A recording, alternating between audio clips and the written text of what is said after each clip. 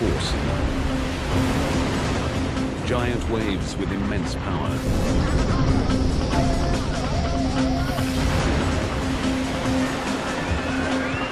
Massive, unstoppable, deadly. A level of destruction that was, over hundreds of miles of the coastline. We'll travel the globe investigating some of the world's most devastating tsunamis. Each bigger than the last. Each packing more punch. Each taking us one step closer to a mega tsunami. A wave that will not just rewrite the record books, it will erase them.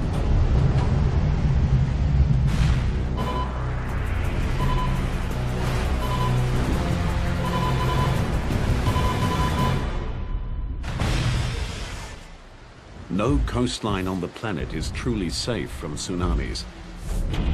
They're caused by massive displacements of water, triggered by the Earth's most powerful forces, earthquakes, landslides, and volcanic eruptions.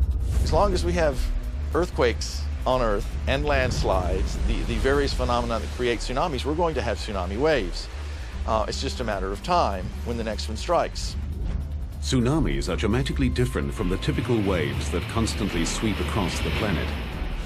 They can travel faster than 800 kilometers per hour. They can stretch for thousands of square kilometers across the ocean's surface. It's a good 15, 20 feet tall. Easy. They strike with huge mass and terrifying velocity. The most common method of gauging their height is run-up, the wave's highest point of impact on land. Each tsunami profiled here has a higher run-up than the last. Over 100 major tsunamis have struck in the past 100 years, killing hundreds of thousands and destroying billions of dollars of property. But they are not the biggest tsunamis to strike the planet. Scientists have found startling evidence that even larger waves have occurred in the past, mega tsunamis. These things have been described as culture-ending events. Experts believe that a mega tsunami lies in our future. To understand its power, scale, and potential, we'll first investigate 5 of the most destructive tsunamis of the past 60 years.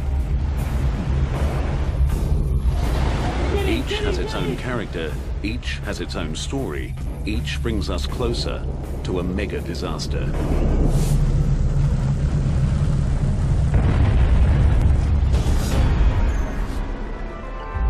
Hawaii is a tropical paradise that attracts millions of tourists.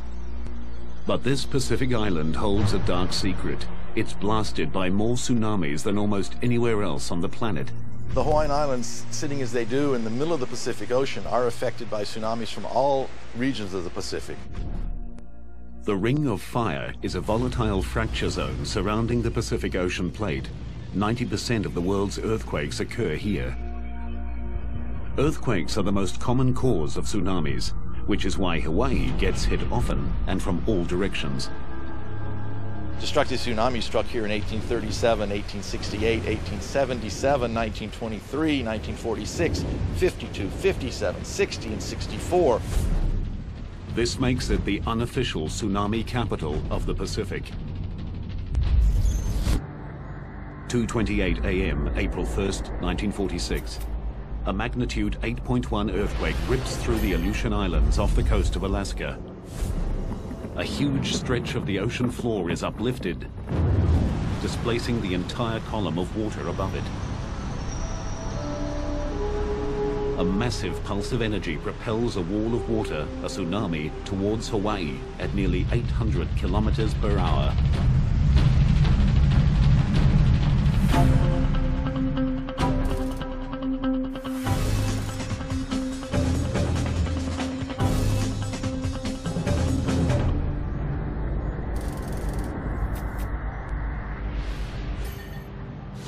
(3,800 kilometers away in the small seaside village of Laupahoehoe, children and teachers gather to prepare for the day's classes. Marsu McShane is one of the teachers.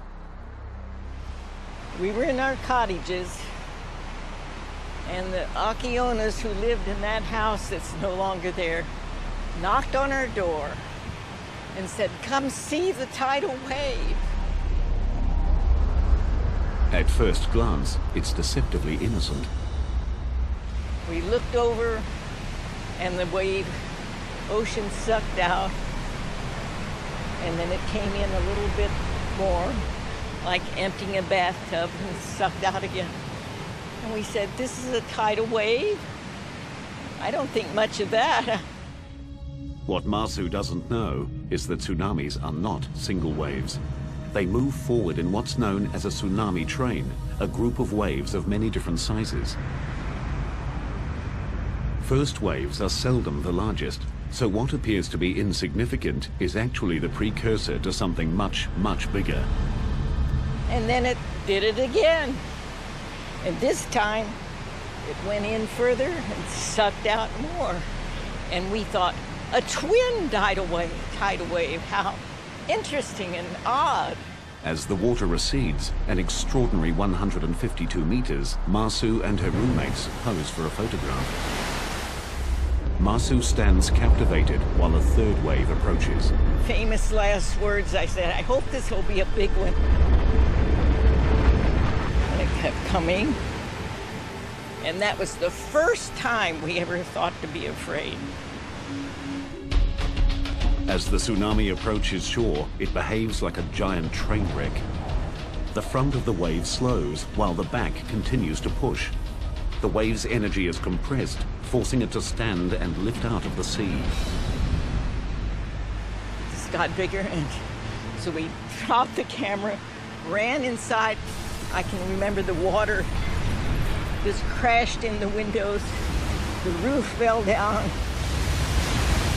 The wave tosses Masu like a rag doll, at first in towards the school, but then suddenly out towards the sea.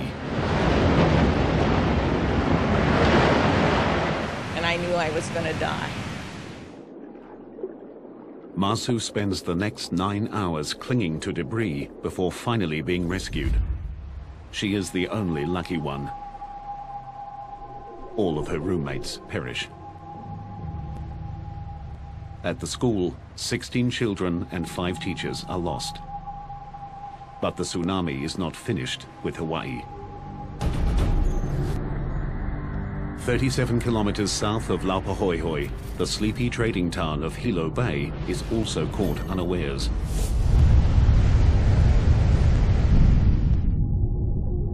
Here, the tsunami destroys nearly 500 homes and businesses, kills 96, and injures hundreds. Descriptions of the 1946 tsunami were that it came across the breakwater with the greatest of ease, just overcame it, and then washed across town. Other people describe seeing boulders blasted out as the water surged across. Walter Dudley is an oceanographer from the University of Hawaii in Hilo Bay. For more than 20 years, he's studied tsunamis. One of his most significant findings is that their destructive power is caused not just by the wave itself, but also by what's underneath them. Well, one of the things that makes them such an interesting phenomenon to study is that they are all different. And as they travel across the oceans, they're affected by the ocean floor along their tracks. So the waves are constantly being bent or refracted. And then as they come ashore, they are further altered. No two pieces of coastline are the same. Each has its own unique undersea topography that affects the waves differently. In Hilo, it is the natural rounded shape of the bay. You can think of a bathtub, and as little children get in a bathtub, they can slosh the water back and forth, and they quickly find out that there's a speed at which the water will really move. The first 2 waves to hit the bathtub-shaped Hilo Bay caused the water to slosh back and forth. When a third wave arrived, it combined with the sloshing water to produce a larger and more destructive wave.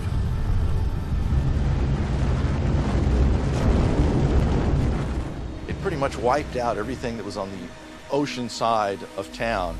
In the main parts of downtown, it picked up the railway and it twisted the railway rails into pretzels.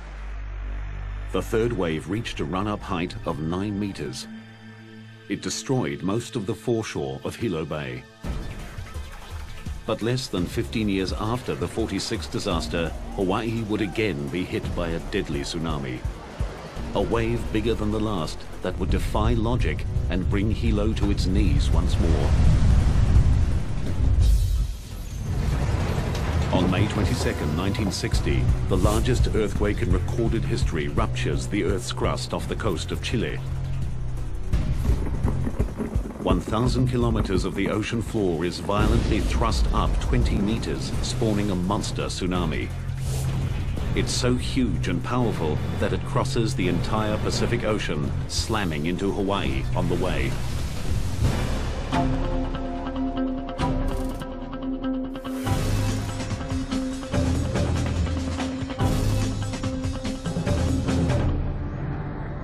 This time, technology installed since the 1946 quake warns residents of Hilo Bay 5 hours in advance. But the warning falls on deaf ears. In the preceding 12 years, about 3 out of 4 alarms had turned out to be small tsunamis.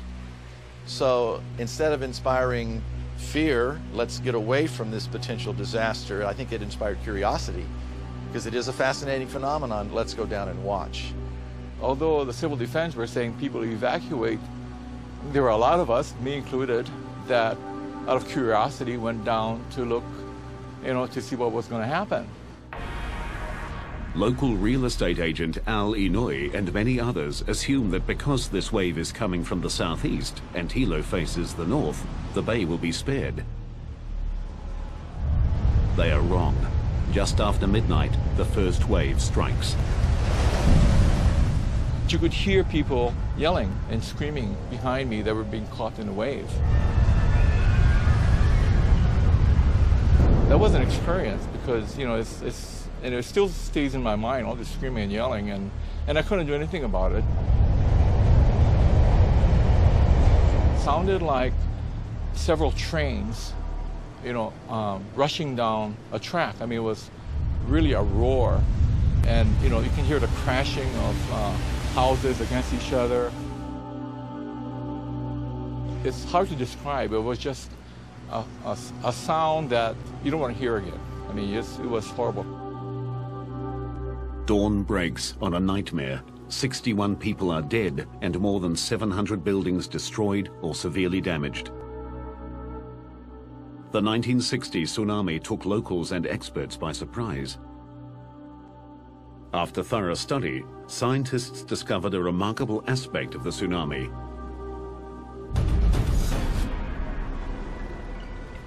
As the wave reached the shallow water off the southeast coast of the island, the middle of the wave slowed, while the outside of the wave kept moving, causing the wave to wrap around the island. Then, just as in 1946, the natural shape of the bay added to the tsunami's destructive power.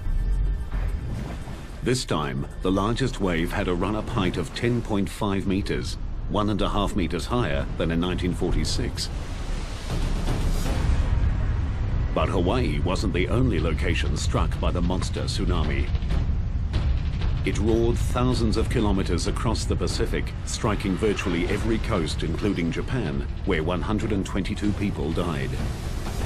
Tsunamis have an incredible amount of energy, and as they travel across the ocean, they use up very, very little of that. It's when they come ashore that all that energy is unleashed. The 1946 and 1960 tsunamis gave scientists new insights into the complex behavior and ocean-crossing power of these giant waves. But when a local tsunami hits Japan, it strikes with larger and more powerful waves than the 46 and 60 Hawaiian tsunamis combined. And there's no time to evacuate. And later, a tsunami that combines sudden impact with awesome size, a mega disaster. The 1946 and 1960 Hawaiian tsunamis had run-up heights of 9 and 10.5 meters. Shaped and intensified by the ocean floor and coastline, they smashed the island communities with unexpected force. But there's another tsunami hotspot where a larger and more deadly wave struck without warning. Second only to Hawaii, Japan is the most tsunami-prone location in the Pacific. The Japanese have been hit so many times by these giant waves that they created the word tsunami, meaning harbor wave, to describe these terrifying events. These waves can come from as far away as Chile or as close as 80 kilometers offshore. The locally generated tsunamis pose the greatest danger. They strike within minutes of being formed and with awesome power.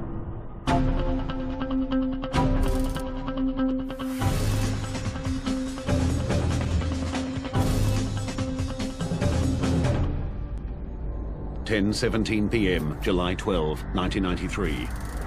A magnitude 7.8 earthquake rips the ocean floor off the coast of Hokkaido. The epicenter is only 80 kilometers from the tiny island of Okushiri and generates one of the biggest and most destructive tsunamis Japan has ever experienced. Fisherman Jiro Adachi from the village of Aonai knows about tsunamis. He survived one 10 years earlier that also hit Okushiri. When Jiro feels the earthquake, he knows a tsunami is probable.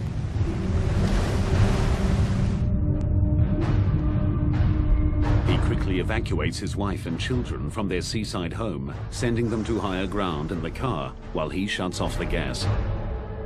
He moves swiftly, but not swiftly enough.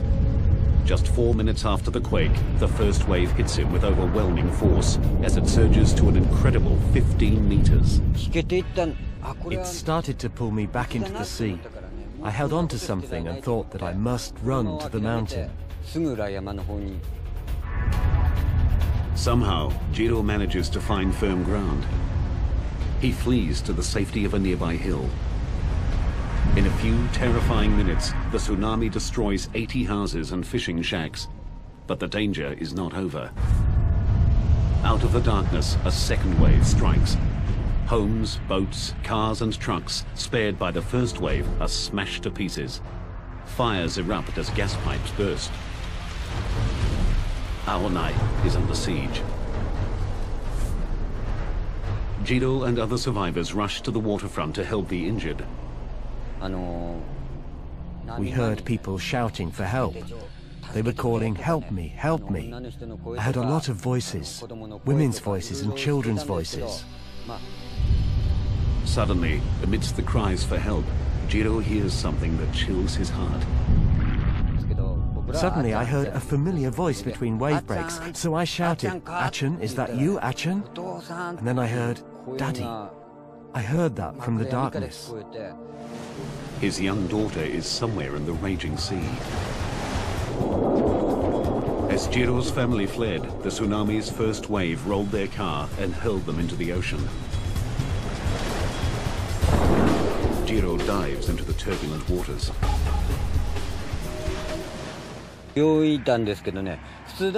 Normally I'm a great swimmer, but this was incredibly difficult. Sometimes I was swimming, but I couldn't move forward at all. And other times I'd suddenly be pulled backwards by the sea. Miraculously, father and daughter make it to shore. 7 hours later, the Coast Guard finds Jiro's wife and son kilometers out to sea, clinging to debris. As dawn breaks, the tsunami's power becomes horrifically clear. Large parts of Aonai are completely flattened. Fires continue to rage, and most of the fishing fleet is lost. Across the island, 437 houses are destroyed and more than 800 severely damaged. 198 people are dead. The aftermath of the disaster confronts scientists with an intriguing mystery. The two waves that hit Aonai came from completely different directions. The first wave of the tsunami came from the west area where the seismic center was, and it attacked only the low part in the south area of Aonai. But the second wave came from the east, away from the tsunami's source. The second wave came in just 10 minutes after the first, and it attacked all of this area of Aonai.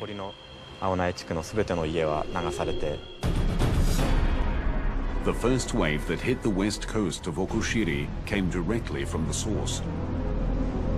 But then, just like in Hawaii, the tsunami wrapped around the island, creating a second wave that struck Aonai from the opposite direction.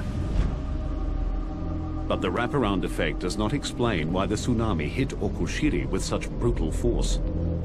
The reason is the extreme proximity of the event which created the tsunami. After a tsunami is generated, it radiates out like ripples on a pond. As the ripples expand wider and wider, the energy spreads out over a larger area.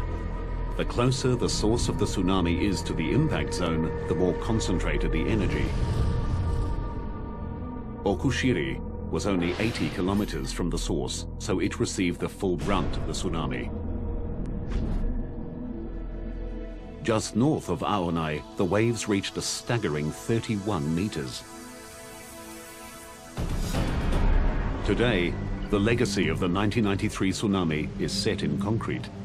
Huge walls up to 11 meters high and extending 14 kilometers along the coast stand guard against the sea. Powerful steel gates protect river mouths, and the harbor is bolstered by concrete blocks to reduce wave impact. These ramparts against the waves are stronger than normal sea walls for good reason. The forces they must withstand are utterly different.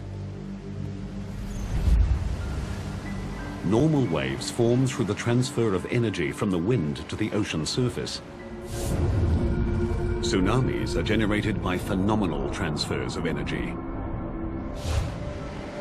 Even the largest wind waves have a maximum wavelength from crest to crest of a few hundred meters. Tsunamis can have wavelengths of hundreds of kilometers. When they hit, they keep coming and coming. In a unique experiment, scientists in Japan are measuring the impact of those forces. At this lab in Kanagawa, engineers are using the largest man-made tsunami in the world to help design stronger coastal structures.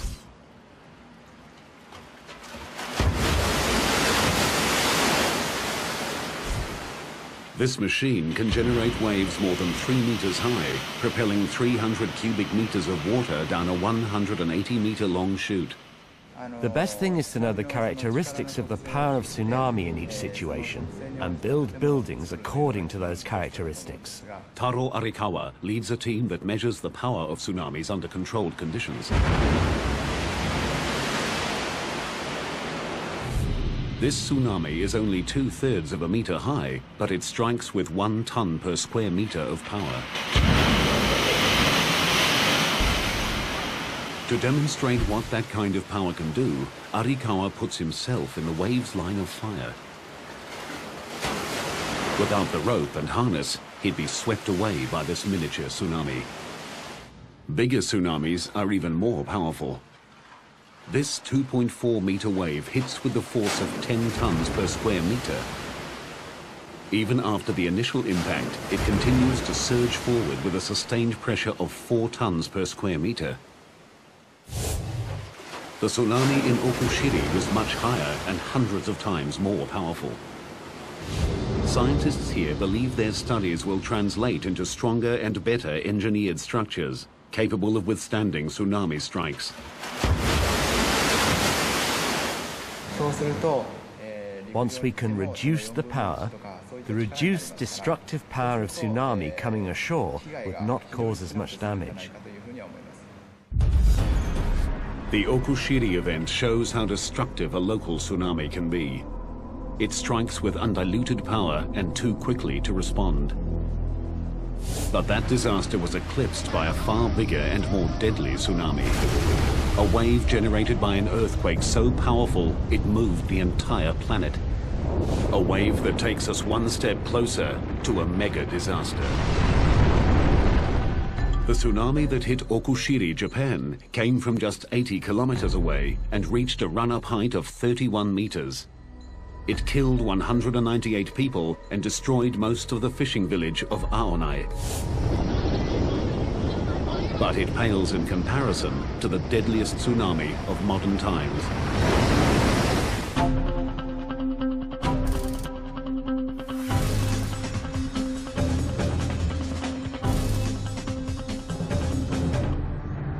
(7:58 a.m. December 26, 2004). Deep in the ocean off the coast of Sumatra, Indonesia, 1,200 kilometers of the Earth's crust ruptures in the second largest earthquake ever recorded.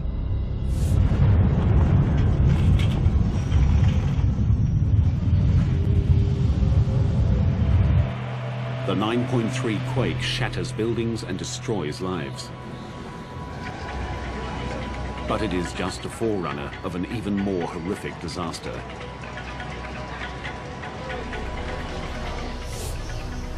An epic tsunami spreads across the entire Indian Ocean, striking 12 countries. As with Okushiri, Japan, the local effects are the most immediate and the most devastating. 16 minutes after the quake and 250 kilometers from its epicenter, northern Sumatra is struck by 35-meter-high waves. The capital city of Banda Aceh is decimated. More than 160,000 people are killed. Coastal engineer Jose Borrero arrived in Banda Aceh 4 days behind the tsunami. I've seen hurricane damage, and I've seen some flood damage before, and I've seen a lot of tsunami after effects before also, but this definitely was the worst. What was amazing about it was the scale. 70% of all buildings in Banda Aceh are flattened. More than 70 kilometers of coastline show evidence of wave heights above 30 meters. It was a level of destruction that was over hundreds of miles of the coastline, the same level of destruction. So it wasn't just isolated pockets of areas that were wiped out, but the entire coast and then the entire city of Banda Aceh.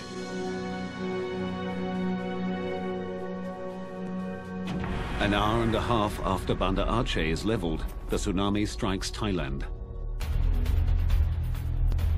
A wall of water swamps beachside villas, hotels, and villages. That wave is a good 15, 20 feet tall. Easy. Get in! More than 8,000 people die.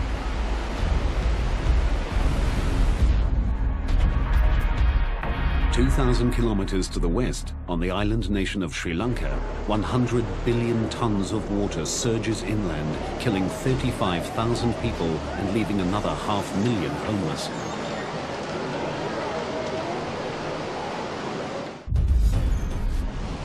In all, nearly 230,000 people die in the most devastating tsunami in recorded history.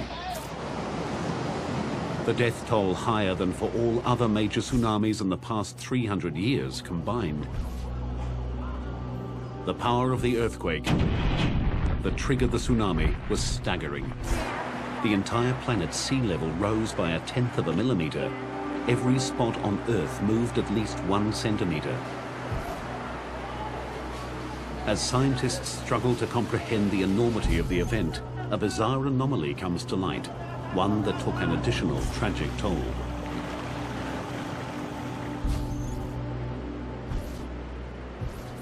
The morning of December 26 is quietly dawning on the peaceful shores of Galle, Sri Lanka.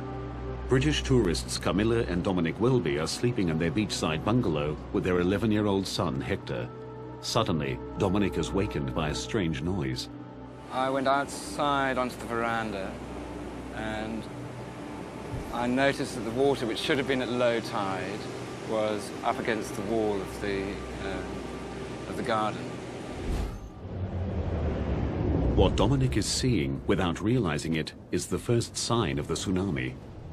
At the point of its creation, the bottom of the tsunami, called the negative wave, went east towards Thailand and Indonesia, while the top, called the positive wave, went west towards Sri Lanka. When the bottom of a wave arrives first, gravity sucks the water out, lowering the sea level. When the top of a wave arrives first, it comes like a flood. This is what the Welbys are experiencing. I didn't know what it was. And at that moment, the floor exploded. The tsunami rushes in, destroying the bungalow. The force of the water was phenomenal. You know, to be exploded out of your bed, you know, to feel a piece of furniture just be thrown up into the air and to be thrown off it and to have to jump, it's just very weird. And to then be sucked out and tossed round like being in a washing machine. The couple grab their son and scramble into the bathroom. With each wave, with the intensity of each wave, because it would fill up the shower cubicle completely, we would be swirling around underwater, trying to, you know, regain our purchase on whatever we could find. As the waves continue to pound, the concrete walls of the bathroom begin to crumble. Hector is trapped under a large piece of concrete, struggling to keep his head above water. The idea of your child dying before you it's nothing worse. A third wave surges over Hector's head. He's seconds from death. But instead of drowning him, miraculously it lifts the concrete slab off his foot and releases him. The wave that's caused so much death in this one instance is life-saving. But mostly, the peculiar behavior of tsunami waves proves deadly. Surging forward and sucking back, billions of tons of swift-moving water carry a dangerous mass of deadly projectiles, broken timber, glass, metal, and vehicles. The third wave turned Galle into one of the hardest-hit areas in the nation. As the people of Sri Lanka struggle to recover, tsunami scientists like James Goff arrive in the devastated nation. One of the really difficult things when you go into these areas is you are going there because you have a mission to learn about the tsunami from a scientific point of view. It's very important to learn these things, and yet there is the human tragedy going on around you, and it's very difficult to isolate yourself from that human tragedy. Amidst the horror, Goff and his colleagues discover the oddity of the third wave. So there's Galle quietly sitting there, recovering from being hit by two waves, and then bang. How and why the Galle area was hit by this third wave intrigued experts. Where did it come from? The first clue in the mystery was uncovered by looking at a global map. Sri Lanka is directly in the line of fire of the tsunami. Sri Lanka was basically staring down the barrel of a loaded gun in a way. The second clue came only after careful analysis of the tsunami's unique behavior. So the tsunami wave goes all the way past Sri Lanka, heading off to the east coast of Africa. But on the way, whack, it hits into the Maldives, and a lot of the energy is reflected back from the Maldives, and the first place that hits is Galle. The tsunami was so powerful, its reflected energy carried a third wave 800 kilometers back across the Indian Ocean. In total, over 4,000 people died in the Galle region. The tragedy confirmed scientists' theories about the phenomenal reflective power of tsunamis. The Indian Ocean tsunami continues to provide scientists with complex and compelling new data, most of which is still being processed. It's really difficult to say right now what the Boxing Day tsunami taught us compared to what we didn't know before, because it's taught us so much.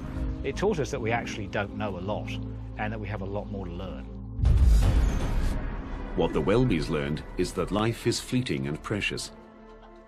In appreciation for their survival and in recognition of the thousands that did not, they spearheaded a fundraising effort back home in England. To date, they've raised $25,000 for the people of Galle. Many mysteries about the Indian Ocean tsunami remain unanswered. One of the biggest questions is how the highest waves could possibly have reached a staggering run-up height of 35 meters. Far beyond what had been thought physically possible by an earthquake-triggered tsunami. But as huge as that tsunami was, it is not the biggest wave to strike in recent history. Landslides can trigger a different kind of killer wave, producing a tsunami of monstrous size. And scientists believe a mega tsunami looms in our future, a wave of such epic proportions that nothing like it has been seen since prehistoric times. The 2004 Indian Ocean tsunami unleashed a series of enormous and deadly waves that had run-ups of 35 meters.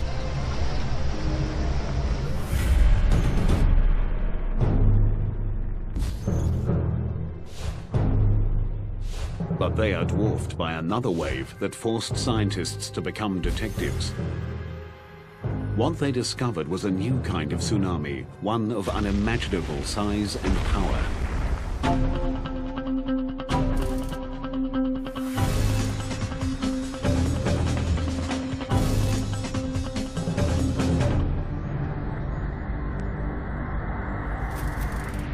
In a remote bay in southwest Alaska, a native legend tells of a beast that shakes the ocean and destroys those who walk its shores. In 1958, a local fisherman came face to face with that beast. A mysterious wave more than twice the height of the Golden Gate Bridge.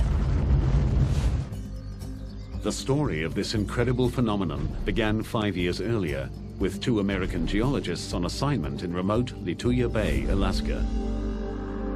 We were in the bay mapping the geology and primarily interested in the stratigraphy because of the oil potential of that part of the Gulf of Alaska. They didn't find any oil, but they did find one of the scientific mysteries of the century. George Plafka was one of the scientists.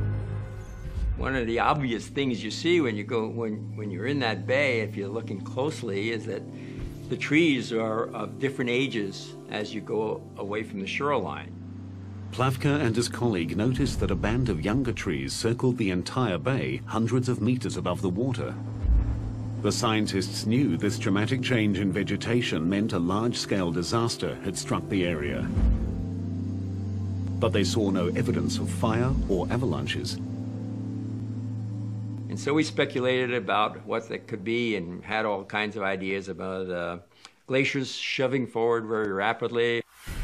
The other was that there were submarine slides going on at some of the deltas along the margin of the bay, or that there was breakouts of large amounts of water up higher along the glaciers and then they flood down all of a sudden. We had everything except the right way, the right idea about how those waves could form. The geologists left Lituya Bay without solving their mystery. 5 years later, they got their answer. In 1958, Howard Ulrich takes his 8-year-old son, Howard Jr., on a fishing trip to Lituya Bay.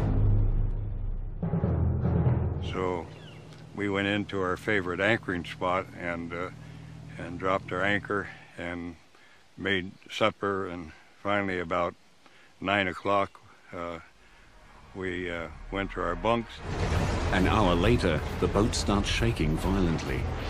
An 8.3 earthquake centered 21 kilometers from Lituya Bay rips across the water. Howard and his son rush up on deck just in time to see the most amazing sight of their lives. It looked like a big explosion, like you've seen big explosions in the water on TV. That's exactly what it looked like. What happens next defies the imagination. As the spray started to settle down, out of the bottom of it came this huge wave. I would say that the wave was close to 1,000 feet high at that time, the actual wave. Traveling at an estimated 112 kilometers per hour, the liquid mountain is charging straight for Howard and his son. Just coal black and full of logs, just straight up and down. It was actually a pretty horrifying looking sight. I just thought, you know, this is the end. There's no way you're going to get out of this. So, you know. In a desperate attempt to keep control of his boat, Howard turns on his engine and drives directly into the beast. started pulling all the anchor chain out, and when it got to the end of the chain, I thought it was going to pull the bow of the boat under, but it snapped that chain just like it wasn't even there. The giant wave lifts the tiny boat high into the air. And I looked out over the stern of the boat, and we were looking down on the trees, and I figured that's where we were going to end up. Unbelievably, their boat rides up and over the wave, and the Ulriches land back in the bay unharmed. 2 other vessels and their 4 occupants are not as lucky. This incredible footage was filmed the next day. Everything in the wave's path is destroyed, no trees are left standing, and most soil is ripped off down to bedrock. The run-up height of 1,740 feet is the world record, I think, for anything that's happened in historic time. And it was, you know, it's 500 feet higher than the Empire State Building. That's pretty big. The earthquake felt by Howard triggered a massive rock slide, sending 30 million cubic meters of mountain hurtling into Lituya Bay.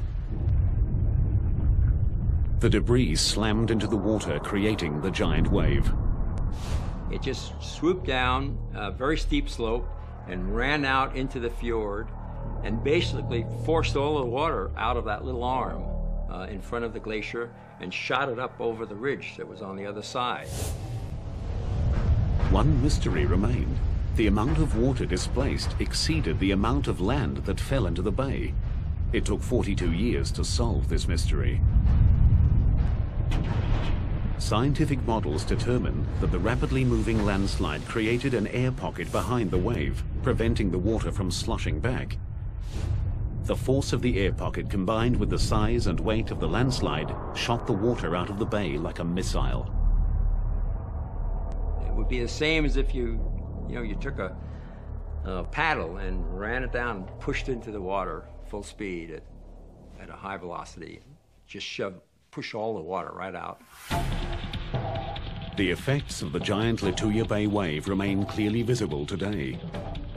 The event rewrote the history books and changed our understanding of tsunamis forever. Landslides can and do produce waves far larger and more destructive than ever thought possible.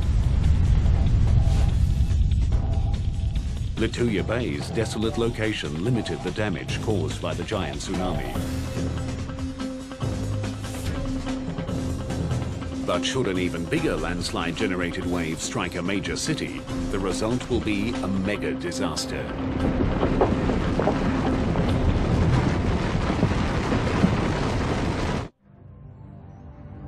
In 1958, a landslide-generated tsunami, taller than the Empire State Building, obliterated an Alaskan inlet. It was a devastating display of nature's power.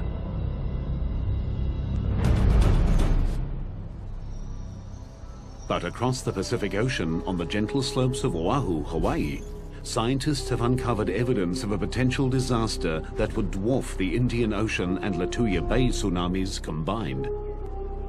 It's almost incomprehensible, the scale, the enormity of these things. It would be quite a view. Gerard Fryer is a geophysicist from the University of Hawaii. He uses advanced computer modeling and field data to forecast tsunamis. His research has uncovered a potential wave so big that even the best laid evacuation plans may not be enough. These things have been described as culture-ending events. The state would essentially be knocked back to the Stone Age. This mega tsunami would combine the dizzying height of a landslide-triggered wave with a tsunami that strikes a densely populated landmass, in this case, Hawaii.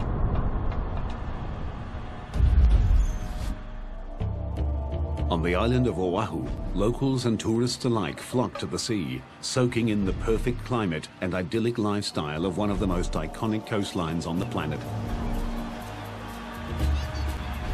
But in our scenario, everyone is oblivious to the fact that less than 480 kilometers to the east, a disaster of biblical proportions is about to strike.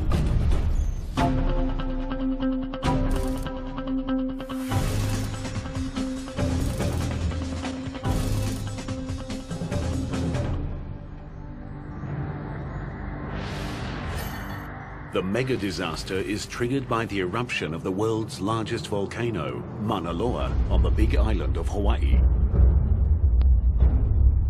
In the case of Mauna Loa, and that's the 800-pound gorilla here, that's the big volcano that we have to worry about.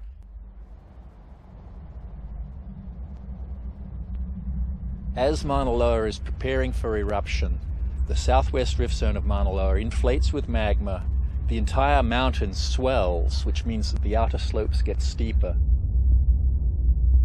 There are probably a succession of small earthquakes, and then maybe a big earthquake that shakes loose this very steep western flank of the volcano.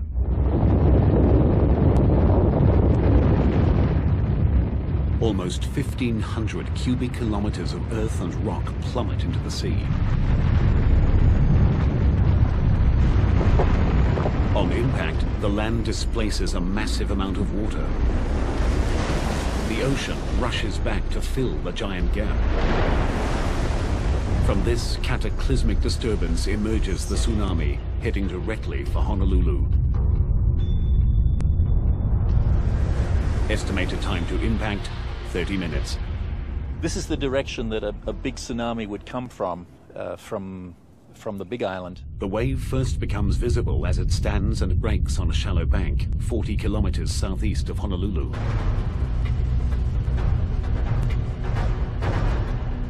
You'd see the sea rear up in front of you.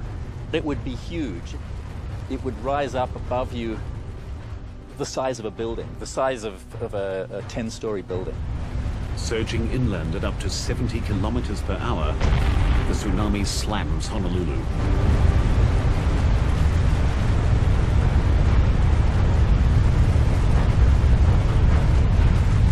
Because the tsunami's energy stretches down to the ocean floor, this wave is not clean water. It's filled with sand, coral, and rock.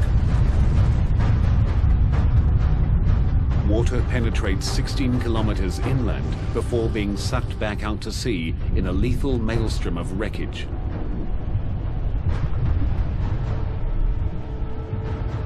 It annihilates nearly everyone and everything in its path.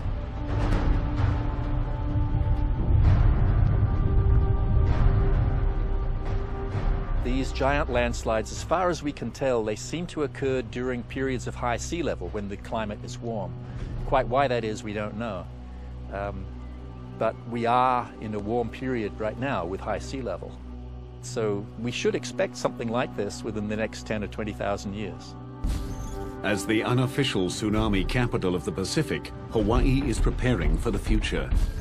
Scientists continue to develop a global network of warning systems based on real-time seismic analysis and deep-sea wave sensors.